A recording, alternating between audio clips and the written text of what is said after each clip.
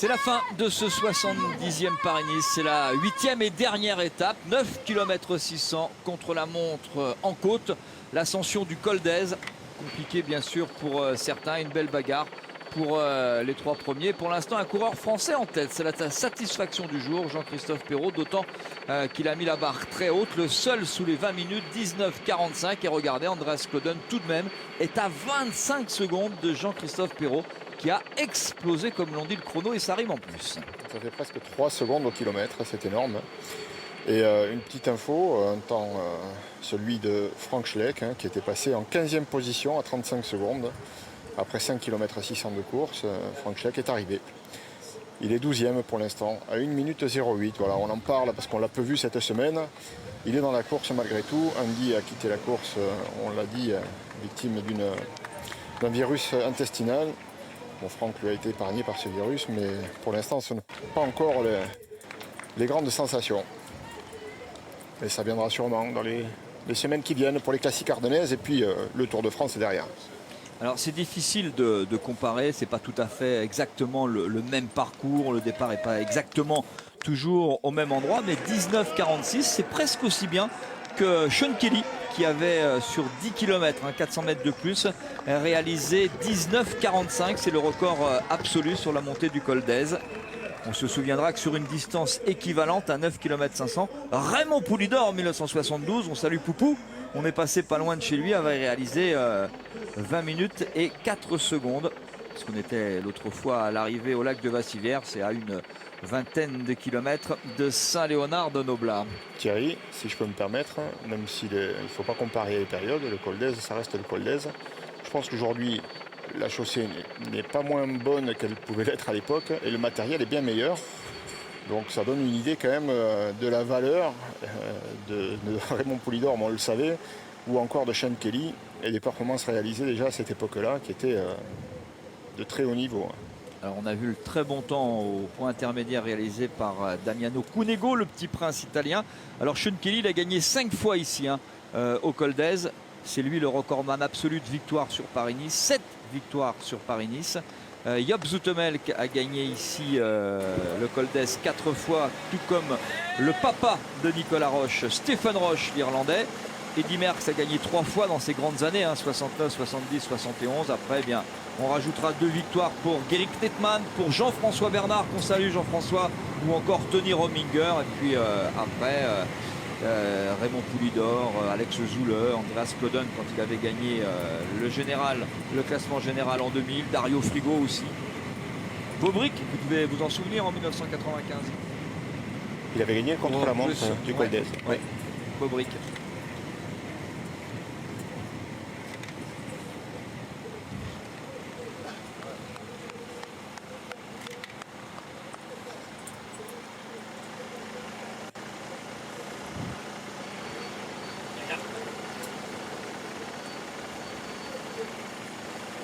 On a eu des sacrées belles bagarres sur ce col d'Èze.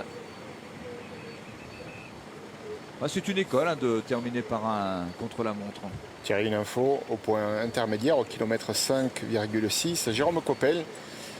Encore en français, on a vu son reportage tout à l'heure. Jérôme Coppel est passé en 2e position à 3 secondes seulement de Jean-Christophe Perrault. Voilà, Perrault-Coppel. Dans un mouchoir de poche, il reste 4 km exactement à Jérôme Coppel pour maintenir cet écart et peut-être même encore aller plus vite. Mais on l'a dit aussi tout à l'heure, Jean-Christophe Perrault a fini en boulet de canon. Donc nous verrons si Jérôme Coppel est capable de finir aussi fort. Le port de Nice et au fond la promenade des Anglais. Voici au départ le champion de France sur route. Donc il ne peut pas porter ce maillot distinctif sur les épaules. C'est Christophe Kern qui est le champion de France du contre-la-montre, qui n'était pas dans l'équipe Europcar sur ce Paris-Nice. Voilà, au départ Sylvain Chavanel, alors que l'on va aller prendre des nouvelles d'Andy et de Frank Schleck. C'est un bon chrono aujourd'hui que vous signez. Ouais, écoutez, je ne sais pas encore, j'ai aucune idée. C'est vrai que c'est quand même un chrono dans la montagne, donc c'est plus je suis plus par sur le plat. J'ai pris ça comme préparation pour les autres chronos Et maintenant, ce soir, je vais regarder les chronos. Et je pense que j'ai eu assez de bons sentiments quand même. Il est Je sais 12e. que sur le haut, Vous êtes 12e sur le chrono. 12e à 1,09 de Jean-Christophe À Perrault. 1,09 de Jean-Christophe Perrault. Ah oui, 1,09. Oui, d'accord. Bon, un chapeau déjà. Mais bon, il y a encore les derniers qui vont arriver. Je pense que Wiggins et Vestra, ils vont faire un sacré temps. Moi, de ma part, je suis content. Et c'est mieux que le premier chrono du premier jour. Donc, ça, c'est très positif. Merci beaucoup, Franck. Sylvain Chavanel en action avec l'équipe Omega Pharma. Ils se sont préparés au Tour de San Luis en Argentine et au Tour d'Oman. Tiens, quelques images d'Oman. Une affaire de sprinter allemand. 2 victoires pour André Greipel, décidément intenable en ce début de saison. Et autant pour son compatriote, Marcel Kittel. Sur les routes d'Oman, un autre prodige illustre, Peter Sagan.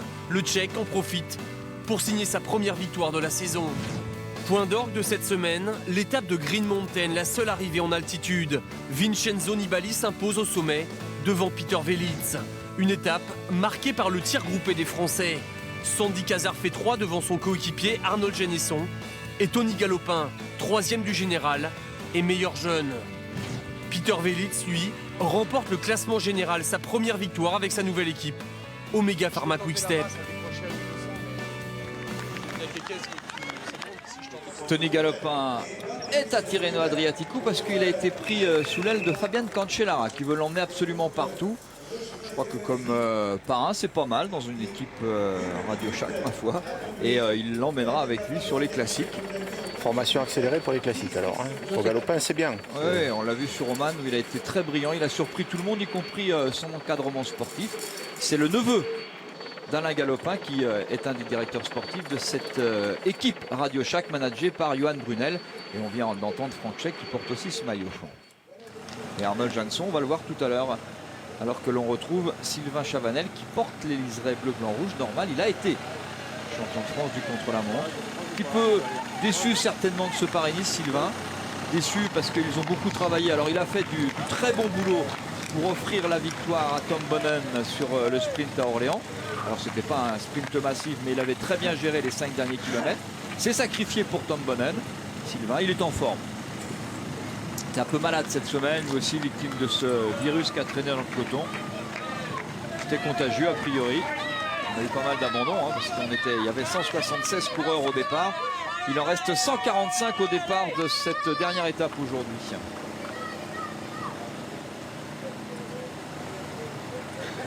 Ouais, pour Sylvain Chavanel, c'est pas le parcours idéal. Hein.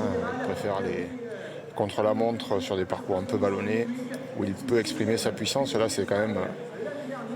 Jean-Christophe Perrault nous parlait tout à l'heure de rapport poids-puissance. Ouais, Sylvain est quelqu'un de puissant, mais il est peut-être moins léger. C'est sûr, même il est moins léger que peut l'être un Jean-Christophe Perrault ou un Jérôme Coppel. Et du coup, ce rapport-là ne lui est pas très favorable sur des chronos montés. Il est battu Damiano Cunego, mais il va réaliser calmement un très bon temps. Ouais. La preuve, il est 4e pour l'instant de ce classement provisoire, mais Jean-Christophe Perrault semble hors d'atteinte quand même. Hein. À moins Jérôme Coppel. Oui, Coppel, on suivra Coppel. Alors Cunego était passé à 11 secondes au kilomètre 5,6. 24 secondes pour Cunego sur la ligne d'arrivée.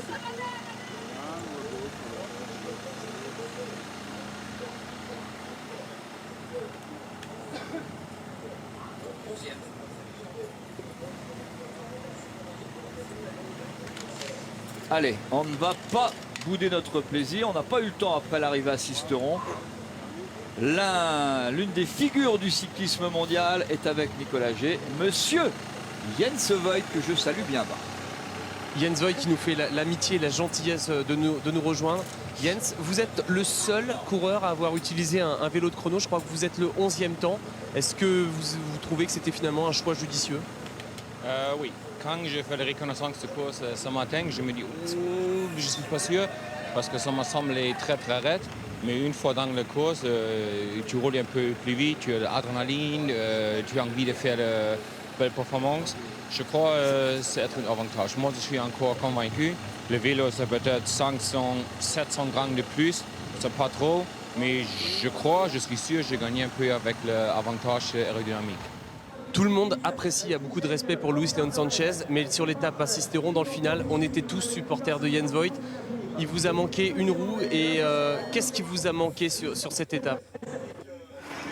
Je croyais que ça peut être un peu mieux pour moi avec une arrivée un tout petit peu montée. C'est un sprint un peu en descente et moi, je suis un peu vieux, oui, un peu vieux, il faut dire. Et j'arrive pas à tourner le pas très très vite. Si c'est un peu à la force, je crois que ça peut être un avantage pour moi, mais malheureusement c'est comme ça. Mais il est un très bon coureur et de perdre le sprint contre lui, bon, je peux rien faire. Ne le prenez pas mal, vous dites que vous êtes vieux, vous ne l'êtes pas encore, vous n'avez que 40 ans. Vous allez continuer jusqu'à quand, Jens? Bon, j'ai 6 enfants à la maison, je crois que je vais continuer jusqu'à Lucie et Jens. On est désolé, pas de licence pour toi encore. Tu as 65 ans maintenant, Jens, il faut que tu arrêtes. On n'a donné pas une licence à toi maintenant. On se revoit sur le Tour de France parce que vous ferez partie de cette grosse équipe Radio Shack avec les frères Schleck. Bon, il faut que toutes les équipes, comment tu dis, ils marquent une quinzaine de coureurs déjà en janvier. 12, 13, 15 coureurs, je crois. Et je suis dedans. Mais ça finalement, c'est 9 qui va faire le tour. J'espère que je vais faire le tour. Je crois que j'ai une bonne chance, mais c'est pas sûr. C'est pas sûr encore. Dernière question, un pronostic aujourd'hui. Pour vous, c'est Bradley Wiggins, Vestra, Valverde pour le général? Pas de Valverde pour gagner. Peut-être oui, podium. Mais c'est difficile. C'est contre la montre. Normalement, on dit Wiggins, mais c'est contre la montre montée. Et je crois Vestra. Merci infiniment. Merci beaucoup. La guerre des W, Wiggins ou Westra? Oui, Jens Voigt, apparemment, il préfère faire du vélo que de s'occuper de ses enfants. Hein. Il s'amuse davantage. Ouais, ce que j'aime, c'est qu'à 40 ans, il parle comme un gamin de 20 ans qui n'est pas sûr d'avoir sa sélection pour le Tour de France. Simon Spilac est au départ, alors que l'on va revenir quand même sur, pour l'instant, la très bonne performance de Jérôme Coppel qui confirme, sur lui qui a remporté l'étoile de Bessèges, qui confirme toutes ses qualités sur le contre-la-montre puisqu'il avait gagné le contre-la-montre de l'étoile de Bessèges. Deuxième, mais loin, loin encore de Jean-Christophe Perrault qui va être difficile à battre, même pour les W, que ce soit Wiggins, que ce soit Vestra. Pour la victoire d'étape, il est en bonne place, alors que Maxime Bouet, on n'en a pas beaucoup parlé, mais Maxime, il est là tout au long de la semaine et il en termine. Et excellent temps pour Maxime Bouet, 8e pour l'instant du classement provisoire. C'est bien, 42 secondes. Ça paraît beaucoup, mais son copain dans l'équipage G2R La Mondiale a mis la barre très très haute aujourd'hui. Tant mieux, on est content de retrouver le grand Jean-Christophe Perrault parti, on l'espère, pour une très belle année 2012.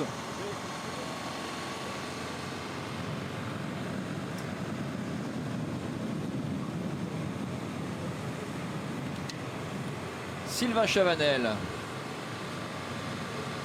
avec ce tout nouveau maillot de l'équipe Omega Pharma Quick Step.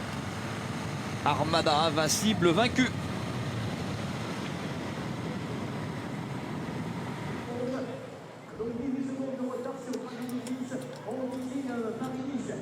Le maillot vert sur la rampe de lancement du revenant. Il a été suspendu, il était dans l'affaire Puerto, il a été suspendu 18 mois. Il est de retour, il a gagné au Down Under, il a gagné en Andalousie, il vient de gagner au lac de Vassivière sur ce Paris-Nice. Il ne gagnera pas Paris-Nice, sauf exploit aujourd'hui. Au départ, Alejandro Valverde, homme dont on attend beaucoup tout au long de cette année 2012 dans des arrivées sur le Tour par exemple. Il y en a quelques-unes qui lui conviennent très bien.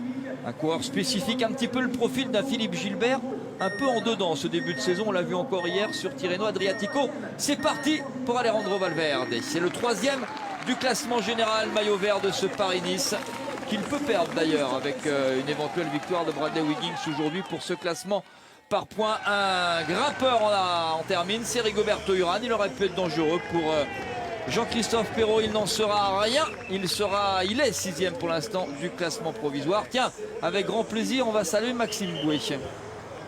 Avec Maxime, 8e de ce chrono. Vous avez tout donné aujourd'hui. Hein. Ouais, j'ai tout donné. 9 km, c'est rien dans une vie. Mais non, je suis fier de rentrer. C'est sûr, hein, pour certains, c'est une placette, mais pour moi, c'est beaucoup. Rentrer sûrement dans les 4 premiers de Paris-Nice, une épreuve très relevée.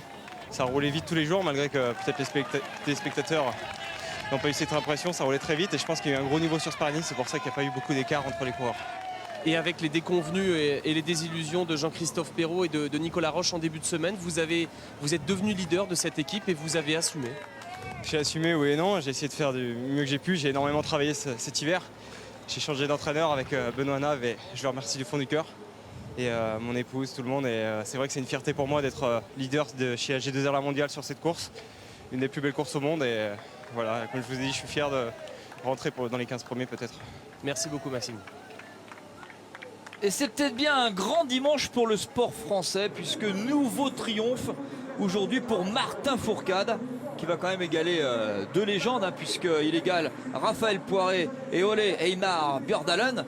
Seul biathlète à avoir glané 3 titres mondiaux dans la même édition. 2004 pour Raphaël Poiré, on s'en souvient. 2005 pour le coureur, pour le norvégien, pour le biathlète norvégien. Et donc 3e titre mondial aujourd'hui pour Martin Fourcade. Je vous donne rendez-vous tout à l'heure dans Stade 2 pour la semaine exceptionnelle du biathlète français. Et Simon, son frère, termine 5e aujourd'hui.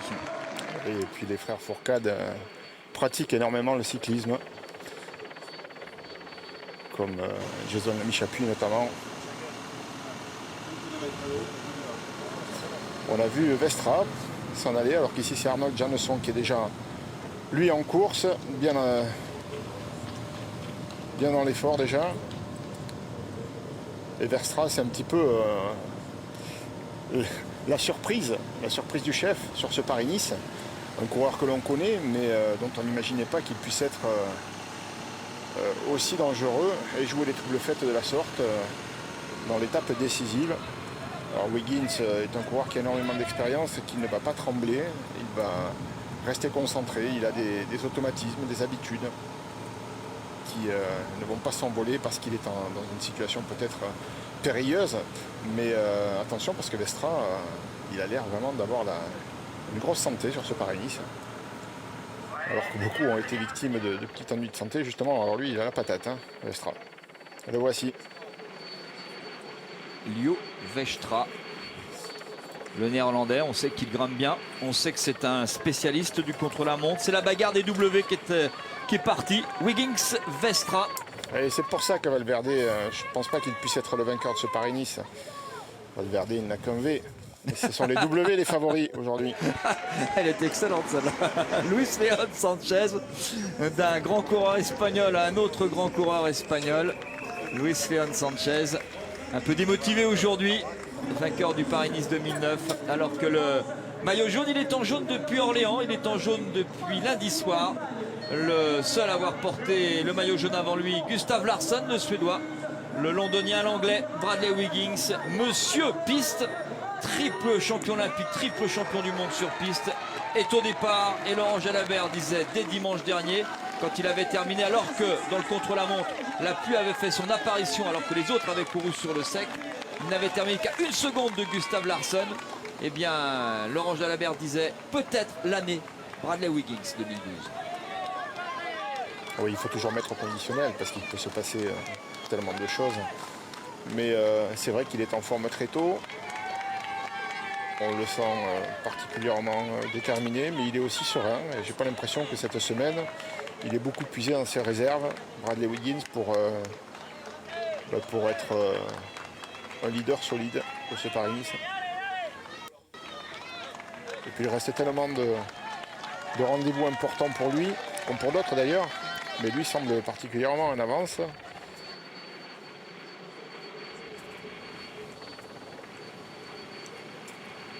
On a remarqué, c'était assez furtif à l'image, mais que Wiggins, c'était voilà ce plateau. Ce que j'allais dire, il est adepte des plateaux ovales, enfin, si l'on peut dire. En tout cas, ils ne sont pas ronds. C'est plus facile. Et là, il est sur le petit plateau. D'après Nicolas G qui a recueilli l'information ce matin, c'est un 44 pour Bradley Wiggins. L'Anglais, hein, qui a la particularité d'être né en Belgique. Il est né à Gand. C'était peut-être déjà Un signe parce que bon, on sait que le vélodrome de Gand est réputé. Les 6 jours de Gand aussi. Mais qui habite désormais à Londres, qui a porté les couleurs d'une équipe française. Hein. Il a porté longtemps les couleurs de l'équipe Cofidis. Alors, Thierry, moi ce qui m'épate, c'est la position de Bradley Wiggins, hein, on l'a vu tout à l'heure, déjà les mains sur les prolongateurs dans le plus fort de la pente. Alors que vous voyez ici Valverde qui a les mains aux cocottes de frein pour ouvrir davantage la cage thoracique. Eh bien Wiggins, c'est un spécialiste du contre-la-montre et sa position favorite.